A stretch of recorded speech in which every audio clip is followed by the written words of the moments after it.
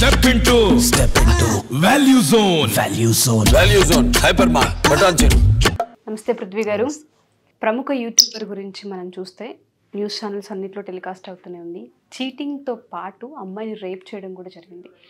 పెళ్లి చేసుకుంటాను అని మభ్యపెట్టి ఆ వంకతో ఆ అమ్మాయిని రేప్ చేసి చీట్ చేశారని చెప్తున్నారు. దీన్ని మనం ఏ విధంగా చూడొచ్చు అంటాం? ఎటువంటి సెక్షన్స్ ఉంటాయి, ఎటువంటి యాక్షన్ ఉంటుంది అంటారు? యూట్యూబర్ది నేను కూడా చూశానమ్మా. ఇది అంటే ఒక వ్యక్తి లైమ్లైట్లో ఉన్న వ్యక్తి చేసినటువంటి ప్రక్రియ కాబట్టి దానివల్ల మనకి కొంచెం హైలైట్ అయి ఉండొచ్చు.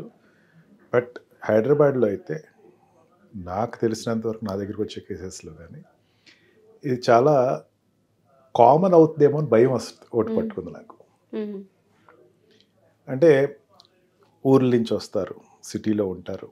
సిటీలో అకామిడేషన్ ఒక ప్రాబ్లం ఉంటుంది. అకామిడేషన్ ఉన్నా సరే ఏదో హాస్టల్స్లో ఉంటారు. హాస్టల్ అనేసరికి మీకు చెప్పక్కర్లేదు, అదేదో కంజెస్టెడ్ లైఫ్ ఉంటుంది, కొంచెం ఫ్రీగా ఉండాలి. అప్పుడు వీళ్ళు ఎవరి ద్వారానో పరిచయం అవ్వటం, ఒక వ్యక్తితోటి పరిచయం అవ్వటం, అట్రాక్షన్లో వాళ్ళు ఆడపిల్లలు అట్రాక్షన్ గురయ్యి ఒక కొత్త విధానాన్ని ఒకదాన్ని వాళ్ళు ప్రవేశపెట్టడం.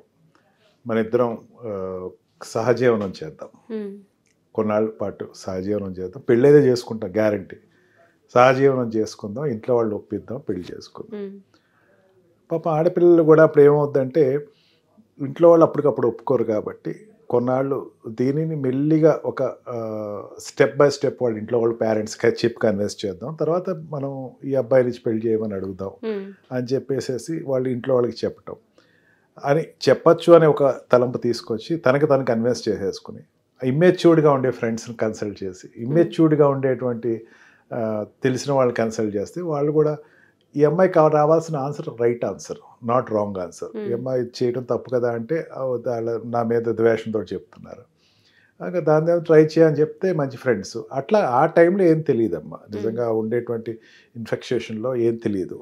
అట్లాగా ఆ ఫ్లాకి పడిపోయి ఆ ప్రేకి పడిపోయి పాపం వాళ్ళు ఒప్పుకుని ఆ తర్వాత సహజీవనం చేసిన తర్వాత కొన్నాళ్ళు పోయిన తర్వాత అమ్మాయి మోజుపు తీరిపోయి తన నువ్వు చూసుకోవాలి, అదే బయటికి పో అని చెప్పడం, ఏదో రకంగా అవాయిడ్ చేయడం. ఇప్పుడు ఎవరో ఒక చోట ఉంటాడు, ఎక్కడో ఒకటి ఉంటాడు, ఆ తర్వాత అక్కడ రాకపోయేసరికి ఏమవుతుంది, అమ్మాయి రెంట్లు కట్టే పరిస్థితి ఉండేది.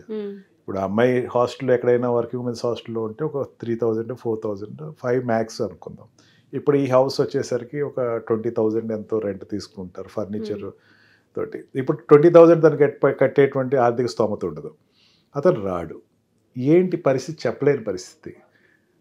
రెండు రకాలుగా అమ్మాయి మోసపోతూ ఉంటుంది. ఒకటి ఏంటంటే మానసికంగా అబ్బాయి మీద పెట్టుకున్న ప్రేమ అన్నది తరిగిపోతుంది అన్నది ఒక భయం ఒకటి కలగటం. రెండోది ఏంటంటే ఆర్థికంగా. ఈ రెండు సమస్యలు ఒకదాని మీద ఒకటి అమ్మాయికి ఎక్స్పెక్ట్ చేయనటువంటి ప్రాబ్లమ్స్ రావటం.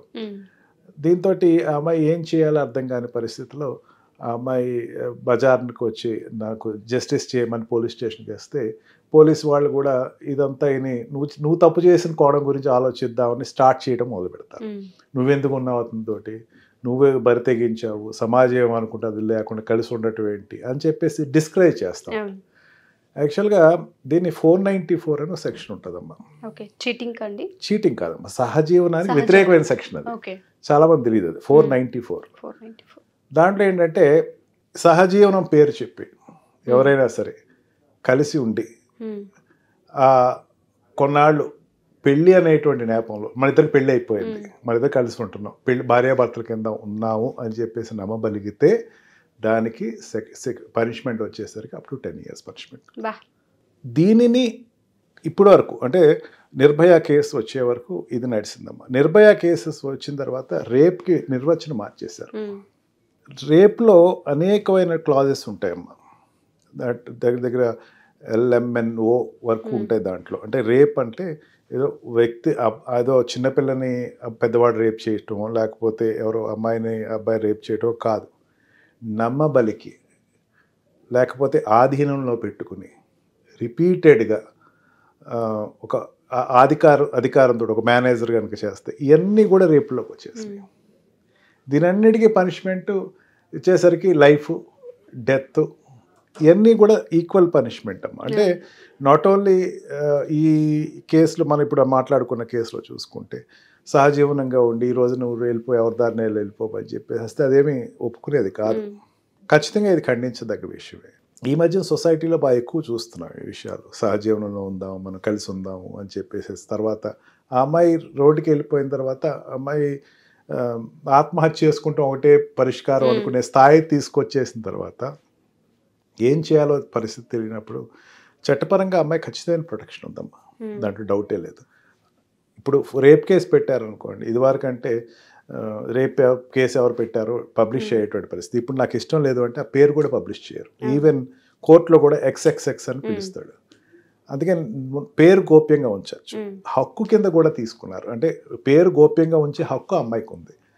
అతనికి పనిష్మెంట్, అతను ఎవరు అన్నది బయటకు వస్తాడు, అతనికి పనిష్మెంట్. అతనికి ఖచ్చితంగా 1 నెల 2 నెలల వరకు బెయిల్ రాదు, ఖచ్చితంగా జైల్లో ఉండాల్సిందే అతను. తర్వాత ప్రూవ్ అయితే ఇదంతా కూడా సీరియస్ ఏదైతే మనం ఇప్పుడు మాట్లాడుకున్నామో, మోసం చేసి అమ్మాయిని రెగ్యులర్గా ఇంటర్కోర్స్ చేశాడు. రేప్ అంటే దాని రేప్ అంటాం కన్నా సెక్షువల్ వాంట్స్ని తీర్చుకొని వదిలేయటం కూడా నా దృష్టిలో రేపే. తర్వాత నీకు బాగానే ఉంటుంది అనుకుంటే భర్త అనే భావంతో అమ్మాయి అక్కడ జాయిన్ అయింది తప్ప అదేదో అతనితోటి భర్త కాదు అంటే ఖచ్చితంగా అమ్మాయి అతనితోటి సెక్షువల్గా పార్టిసిపేట్ చేయదు. భర్త అని అనుకుంది కాబట్టి, అంటే భవిష్యత్తులో కాబోయే భర్త అంటే ప్రీ మ్యారిటల్ సెక్స్ అనుకుని ఒక భావనతో ఆ అమ్మాయి ఉంది. అతని ఉద్దేశం వేరు ఉంది. అతనికి తెలుసు, క్లియర్గా తెలుసు, అతను చాలా ప్రిపేర్డ్గా ఉంటాడు. మగవాడు చాలా ప్రిపేర్డ్గానే ఉంటాడు. ఈ అమ్మాయిని చేసుకోకూడదు, మా ఇంట్లో వాళ్ళు ఒప్పుకోరు, కట్నాలు రావు, ఉద్యోగం పెద్ద అమ్మాయిని చేసుకోవాలా, స్టేటస్ మంచి సోషల్ స్టేటస్లో ఉన్న అమ్మాయిని చేసుకోవాలా. ఈ అమ్మాయి చాయిస్ కాదు, ఫిజికల్ నీడ్స్ కోసం. మెయిన్ అమ్మాయి ఫ్రెండ్స్ ఉంటారమ్మా. మెయిన్ ఇప్పుడు ఫాల్స్ స్టేటస్ వచ్చేస్తుంది. బాయ్ ఫ్రెండ్ లేకపోతే అమ్మాయి she's not a perfect woman, perfect girl in the society అన్నటువంటి ఒక ఫాల్స్ స్టేటస్ ఈ సమాజంలో ఎక్కువ కనపడటం, ఫ్రెండ్స్ కూడా డిస్కరేజ్ చేయటం. వాట్ ఈస్ దిస్, ఇంకా నువ్వు ఇట్లా ఉంటావు, ఓల్డ్ టైప్లో ఉంటున్నావు ఏంటి అని చెప్పి. అది మనకుండే సభ్యత, మనకుండే సాంప్రదాయాలు ఇవన్నీ మర్చిపోయారమ్మా ఇప్పట్లో. అది అట్లా మెయింటైన్ చేసేవాళ్ళు ఈ రోజుల్లో తప్పు. బట్ 100% చెప్తా నేను, నీకు ఏదైనా సరే నీ నిర్ణయాలకి ఆ సెక్షువల్ రిలేషన్స్కి సంబంధించింది కానీ భవిష్యత్తులో మ్యారేజ్ అనేది కానీ పేరెంట్స్కి వదిలేసి ఉంటే ఖచ్చితంగా 90% సక్సెస్ఫుల్ రేట్ తోటి ఇప్పటివరకు మనం వచ్చాం. తర్వాత వాళ్ళు 10% రేషియోని చూసేసి అదేదో అదిగో పెళ్లి చేసుకుని కష్టాలు వాడిపడ్డానికి పెళ్లి చేసుకుని కష్టాలు వీడి పడతారని వీళ్ళేదో తనకి సెల్ఫ్ ఎక్స్ప్లెనేషన్ ఇచ్చుకుంటానికి ఏదో 4-5 ఎగ్జాంపుల్స్ తీసుకుంటారు తప్ప ఎస్టాబ్లిష్డ్ రిలేషన్ అయినటువంటి మ్యారేజెస్ రిలేషన్ అనేది పర్ఫెక్ట్ రిలేషన్ అమ్మా. There is no doubt of it. Otherwise మనకి ఇర్రెగ్యులర్గా ఈ సెక్షువల్గా హెరాస్మెంట్ గురవటం, సెక్షువల్గా దారి తప్పటం అనేది జరుగుతూ ఉంటుంది. బట్ నమ్మబలికి చేసినటువంటి మోసం చేసిన దానికి ఖచ్చితంగా చట్టంలో రక్షణ అనేది ఉంది. ఎటువంటి కేసు ఉండే అవకాశం ఉంటుంది సార్? సెక్షన్ ఏమిటి? రేప్ కేసులోకి వచ్చేస్తాం, ఖచ్చితంగా రేప్ కేసుకి వచ్చేస్తే. అండ్ మీకు ఇందాక చెప్పినట్టు 494లోకి వస్తాయి, 493లోకి వస్తాయి, 10 years ఇంప్రిజన్మెంట్. ఖచ్చితంగా దాంట్లో డౌటే లేదు. అది ఎస్టాబ్లిష్ చేయడం కూడా పెద్ద కష్టమేం కాదు. 493లోకి వస్తాయి. And what we call this rape కేసులో అయితే హ్యాంగ్ టిల్ డెత్ ఉంది. The maximum punishment is hang till death. ఇంకా గ్రూప్ సెక్స్ అయితే కనుక నలుగురు 5 అమ్మాయిని దౌర్జన్యంగా చేస్తే కనుక 20 years ఇంప్రిజన్మెంట్ ఉంది. చట్టంలో మనకి ఇచ్చిన రక్షణ అయితే చాలా ప్రొటెక్టివ్ రక్షణ ఇచ్చారు మా అమ్మాయిలకి. కాకపోతే చాలామంది ఏంటంటే దీన్ని మిస్యూజ్ కూడా చేసుకుంటూ ఉంటారు. మిస్యూజ్ ఎట్లా అంటే వాళ్ళకి రిలేషన్ బాగానే ఉంది, తర్వాత మిస్ఫైర్ చేసి బ్లాక్మెయిల్ చేయాలన్నప్పుడు కూడా కేసు పెట్టేసి ఛాన్సెస్ ఉంది. 376 కేసు పెడతాను అని చెప్పేసి లవర్స్ మీద కానీ వాళ్ళ మీద కూడా పెట్టే ఛాన్స్ ఉంది. బట్ ఎవరో ఒకళ్ళిద్దరు పెట్టారని చెప్పేసి ఈ అమూల్యమైనటువంటి ఆడవాళ్ళకి ఇచ్చినటువంటి ఒక రక్షణని మాత్రం తగ్గించడం, పోలీస్ స్టేషన్స్ కూడా వెంటనే తీసుకుని కేసెస్ కడితే కనుక ఖచ్చితంగా they will be protection. 24 hours police వాడు కేసు కట్టేయాల్సిందే. ఇమీడియట్గా అమ్మాయిని వెదర్ సెక్షువల్గా అమ్మాయి వాట్ వి కాల్ ఈ మధ్యకాలంలో అండర్గోన్ అయిందా లేదని హాస్పిటల్ టెస్ట్ పంపిస్తారు, అబ్బాయిని ప్రూడెంట్ టెస్ట్ పంపిస్తారు, ప్రూడెంట్ అతను ఇంకేం అక్కల ఈ రెండు సరిపోతే సరిపోతుంది, ఇంకేం అక్కల దీని ఈఎంఐ వల్ల అయిందా అన్నది కూడా కాదమ్మా, ప్రూడెంటా కాదు అతను, అది ఇంపార్టెంట్ కాదు, అతను ఈజ్ అ పోటెంట్ ఇతను, ఆ పోటెంట్ అయితే సరిపోద్ది. ఈ అమ్మాయి ఈ మధ్యకాలంలో అయిందా లేదా ఈ రెండు వస్తే సరిపోద్దమ్మా. ఈ రెండు టాలీ బట్టి కంక్లూజన్ వచ్చి డాక్టర్ చెప్పేస్తుంది ఎస్ అమ్మాయి అండర్గోన్ అయింది అని చెప్పేసి. అంటే ఒకప్పుడు పాత సినిమాలలో రేప్ అనేసరికి బలవంతంగా చేసి ఏదో ఇదంతా లేదమ్మా ఇప్పుడు. వాట్ వి కాల్ ఆ పరిస్థితి అయితే ప్రస్తుత ఉన్న సమాజంలో కనపడదు. ఎక్కడో కొన్ని ఆటవిక సమాజంలో అట్లా జరగచ్చేమో కానీ, బట్ మానవిక సమాజంలో రెగ్యులర్గా మీరు ఇంకా చెప్తే ఆశ్చర్యపోతారు.